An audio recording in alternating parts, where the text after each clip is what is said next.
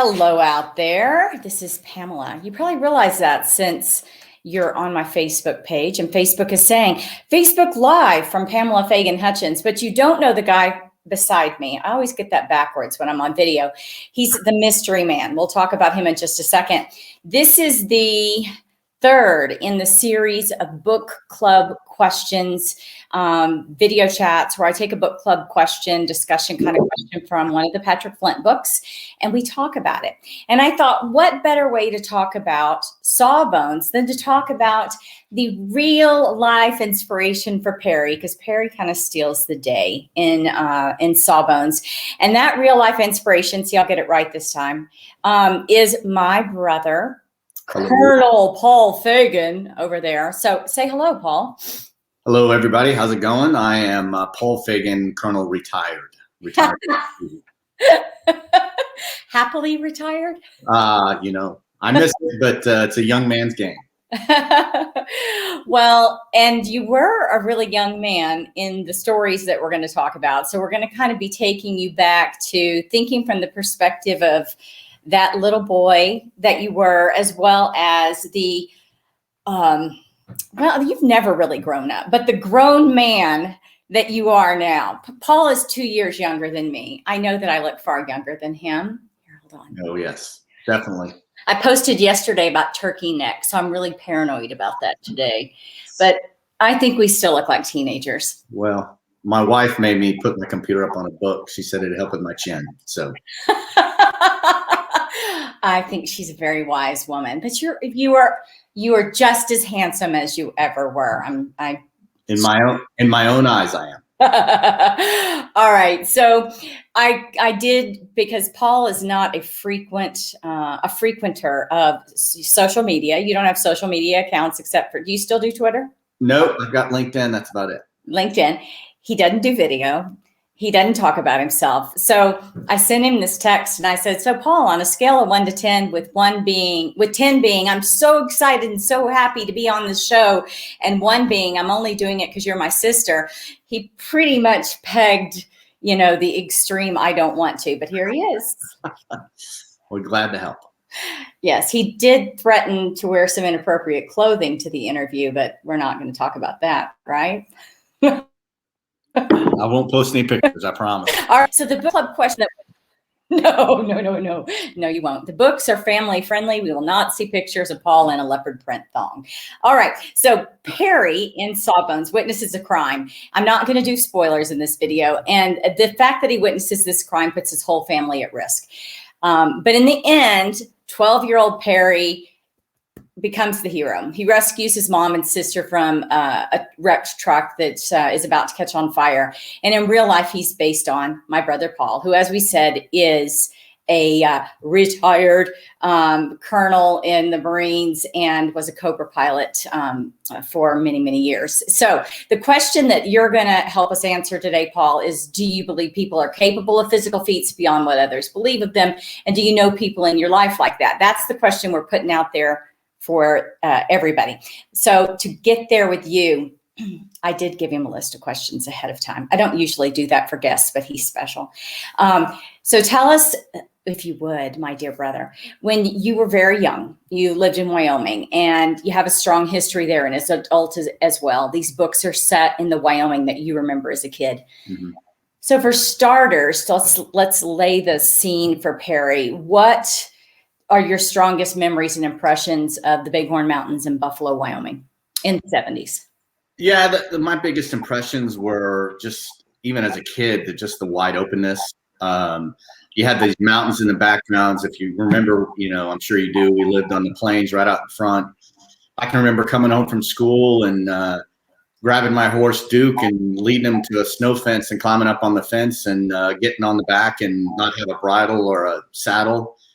And just walk off. And my mom talks about how, about dinner time, she'd look out there and the horse is walking back and I'm asleep on top of it. I mean, that was just the way it was. And it was great to have that. And the amount of wildlife you see, you still go up there. Now that I'm much older and I've taken my kids there, they want to go there and they want to look at the moose and they want to look at the antelope and they want to look at the deer. And they're just really amazed at all the wide openness and how much space is out there. And the people are great. I mean, I've tried to tell people even nowadays that I'm much older, you know, not to get political, but people in Wyoming, everybody thinks that they're one way or another, but they're really, if you take it down to it, they're libertarian. They've always been by themselves. They felt that if you go back into the history of Wyoming, they never had really, they never felt like the government was helping them. It was always them fighting the Native Americans or trying to get a place out on their own. And so, and you see that in the policies, and you see that even today. You know, people are friends with each other and they take care of each other in Wyoming, but they're really not looking anywhere else for any help. You know, as a dad of 2 daughters, you know, I try to explain this to my kids. You know, you go back all the way, and you know, it's a much more prevalent these days. As we've grown up about women in society and all these things, but you know, Wyoming's one of the first ones to ever have anything to do with women in politics and being leaders.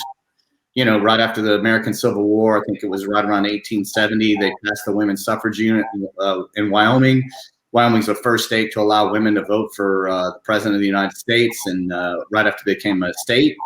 You know, it's just things like that that are pretty neat to me. And there's a lot of history there too, to Wyoming, and that people don't know about. What's fun to me about talking to Paul, well, there's lots of fun things about talking to Paul, not just the aforementioned leopard thong underwear. It's also that he loves history. And so you get a strong dose of history with whatever you get from him. I'm so glad you mentioned the one thing about your personal history, because I caught some guff when I included you sleeping on a horse in the book Sis Perry.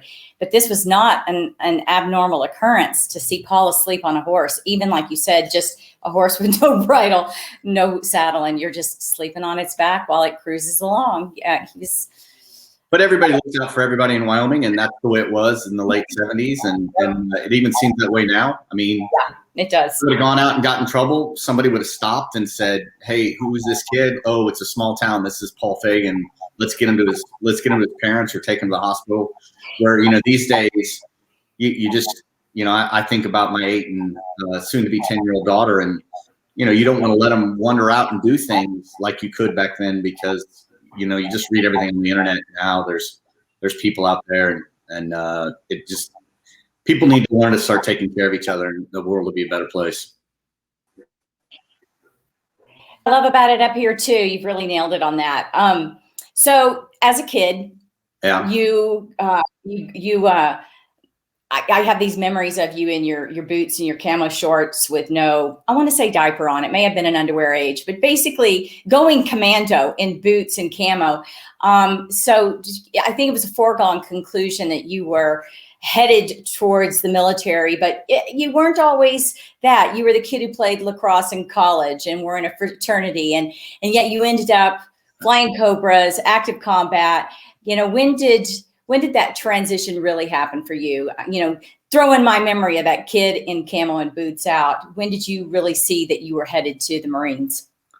Well, I always loved flying, so that was kind of where it started. I enjoy the freedom that flying gives you, and then, you know, I was lucky enough that you know, our grandfather was into planes, and then Dad was into planes. So that helped a lot. But I can remember in Wyoming, you know, Dad would go and rent a really small plane that's called a Super Cub, and you sit in tandem, and he would put me in the front, and we'd go swooping down over the plains and chase antelope and all sorts of stuff. And so I fell in love with flying. And then as I got older, I realized that if I wanted to be a pilot, and I wanted to push myself and try to be the best pilot that I could be, more than likely that was going to be in the military. And so we just kind of started out, and you know, I thought, well, where can I go and do that? You know, of course, the first thing that comes to mind is the Air Force. And then when I got to college, I can remember kind of looking around and seeing where I could go and what branch I could do. And I can remember talking to you know, my uncle who was in the Air Force, and my uncle who was in the Navy, and both of my grandfathers who were in the Army, Air Corps, and the Navy, and they all would talk about the other branches of the service and they would kind of say things about the different services, but nobody ever said anything bad about the Marines.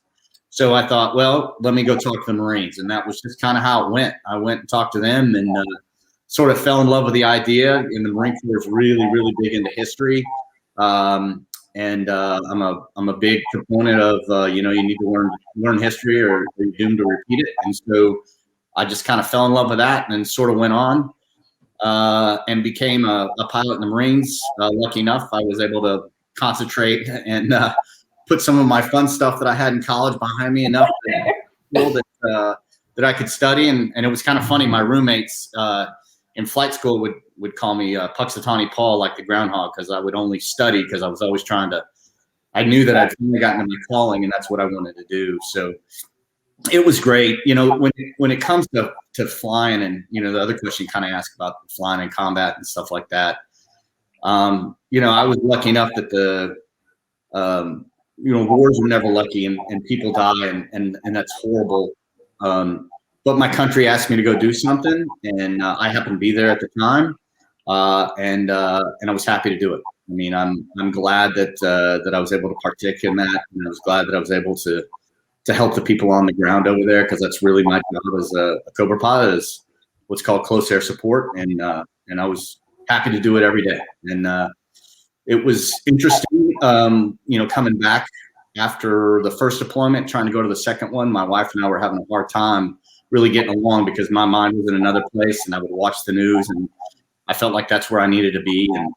And then that was a challenging time for us, but we fought through it and got what we needed to get. And again, I was happy to be there. You hear that a lot from people who have been involved in conflicts where they feel a great sense of purpose and responsibility, and et cetera, that the transition in and out is really tough. And some of the things that you've said brings us right smack into a space I know you hate talking about. And I'm not going to pump you for stories, even though, guys, he has the best stories. He also has some very infamous turns of phrase on Newsline, or I can't remember some of the shows you were on where you just said stuff, and we'd all be watching you and going, oh, I can't believe they interviewed my brother. Oh my God. Anyway, so I'm not going to out you on those, but I do want to get to the idea that some of the things that you've been talking about duty and being happy to serve, and the feeling that you had of responsibility for the ground troops, are what a lot of people think of as heroic.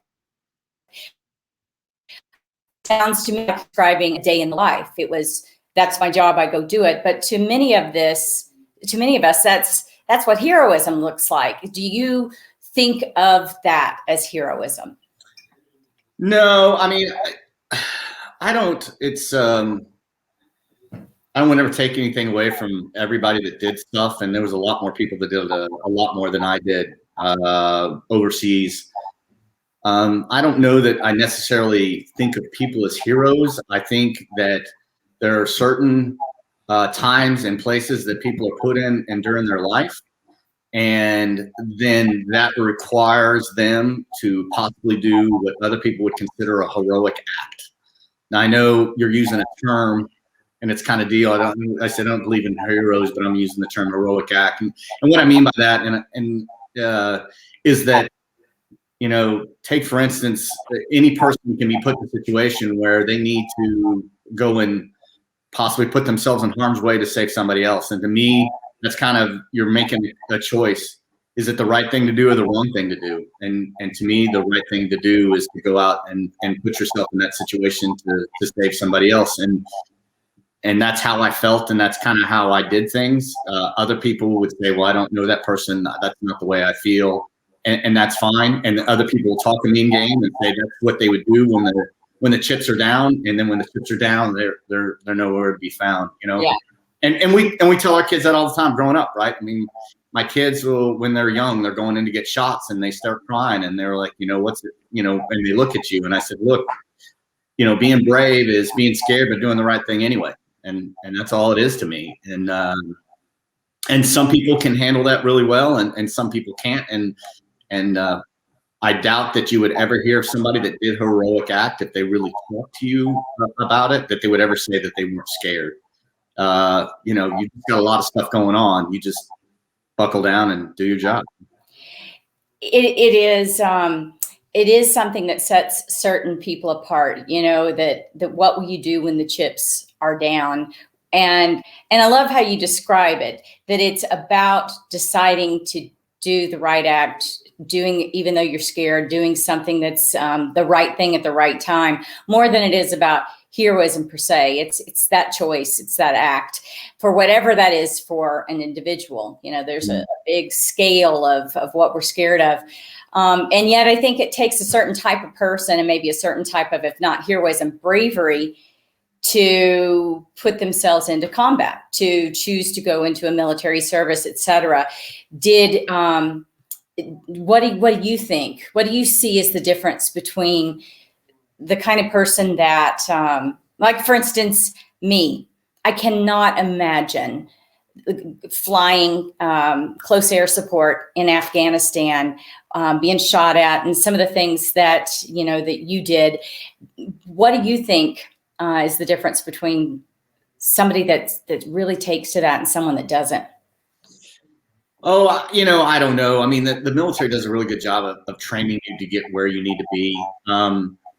I do think, though, you know, one of the biggest thing about the Marines and how it worked for me was camaraderie. And I have always longed to be part of something bigger than myself. I think whether I was playing sports growing up on a team, or you know, I sought it out in college, or in a fraternity, or, you know, now I volunteer coach a lot. I like to be part of something that's bigger than myself. And so I think that was the first thing. That's kind of what I sought out. I sought out to be part of something bigger than myself. And then at the same time, they're like, hey, you can be a pilot. I'm like, hey, that sounds great to me. And then, you know, and then they said, well, you can be a pilot and you can blow stuff up. And I'm like, hey, this is getting better all the time. And so, you know, basically what it turned out to is I got to be part of a team, and I got to be part of something that was way bigger than myself, that would continue on whether I was there or not. And in the meantime, I got to do something that I loved.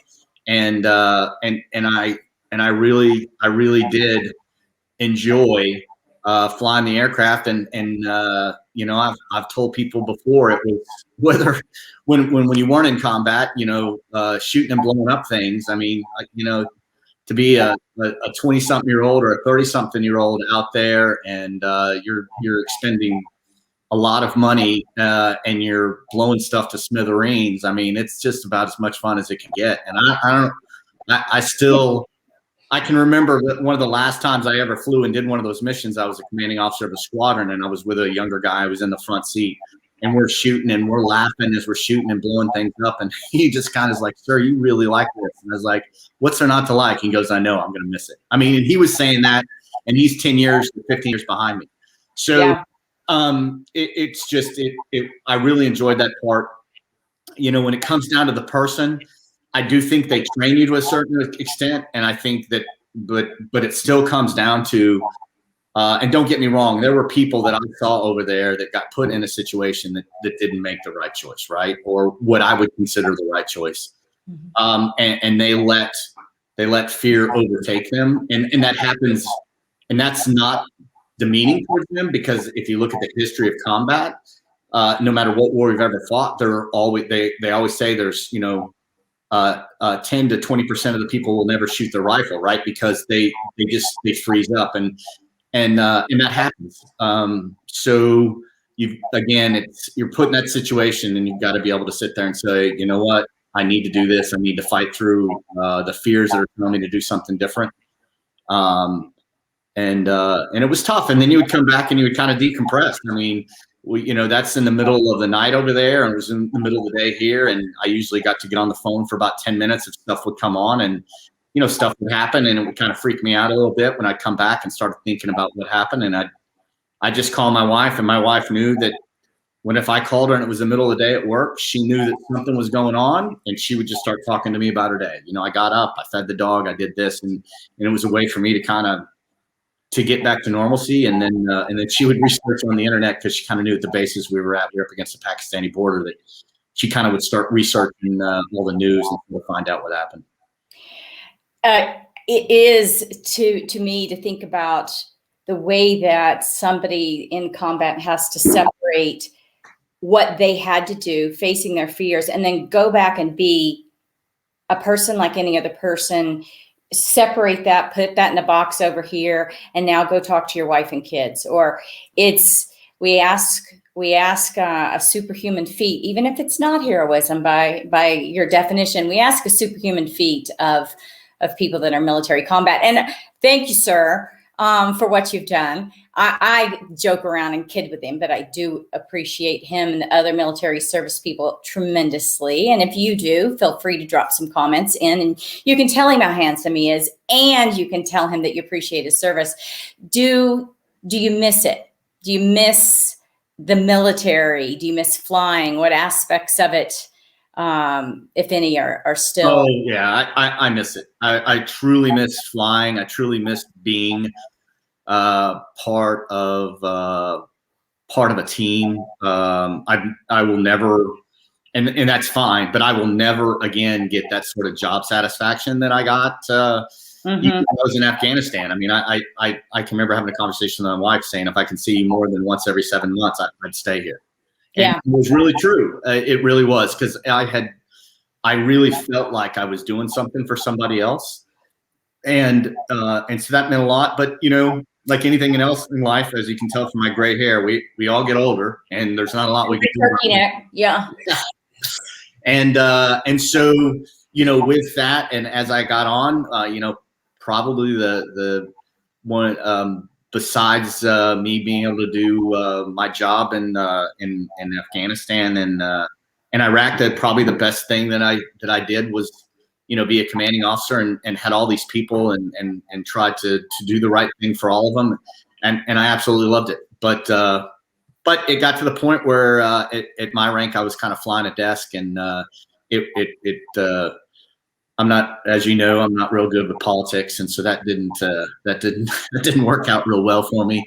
So, that's okay. I mean, I decided that I wanted to spend more time with my kids. Cynthia and I kind of got married late, and then with all the deployments, we kind of had kids late. And so right now my kids want to be around me. And so I was like, hey, let me go do something else and spend more time with my kids.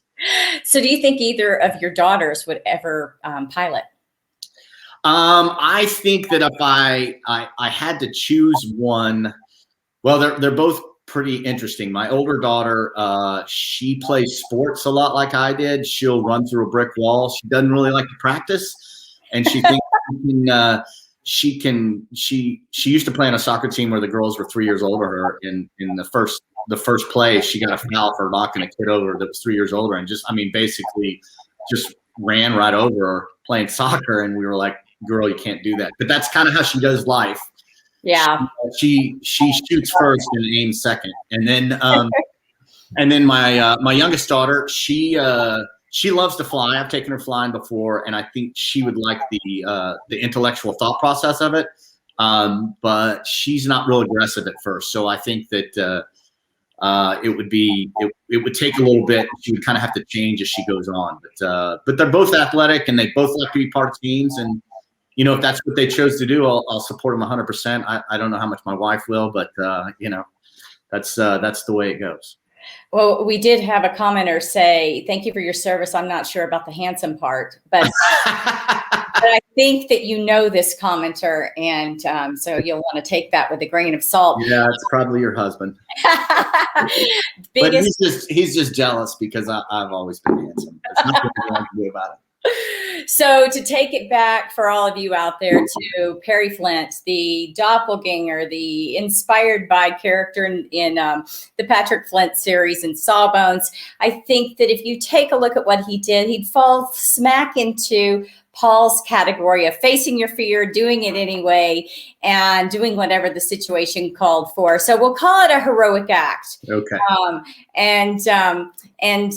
And no wonder that when writing that book, and honestly, when Eric and I plot together, and my husband, and so when we were plotting this book and thinking about how it would come down, it was just very clear that 12-year-old Perry was the one that, if asked to, would rise above. And And by the way, you've pretty much always been that way. So I don't know about that, but well, you've at least been the kamikaze who runs into the wall. Yeah, that's true. Or through it. So thank you for suffering through this. For someone that hates it, you did exceptionally well. And for those of you out there that are watching, you can get Sawbones and the other Patrick Flint books in print, Kindle, or audio, and you can get Snaggletooth #5. If you're watching this video in real time, March 17th is when the ebooks drop. You can get audio and hardcover and paperback already now. So over and out, right? Over and out. Or oorah, or whatever we say. Thanks, everybody, and thanks, Paul. All right, thanks, sis. Love you. Love you.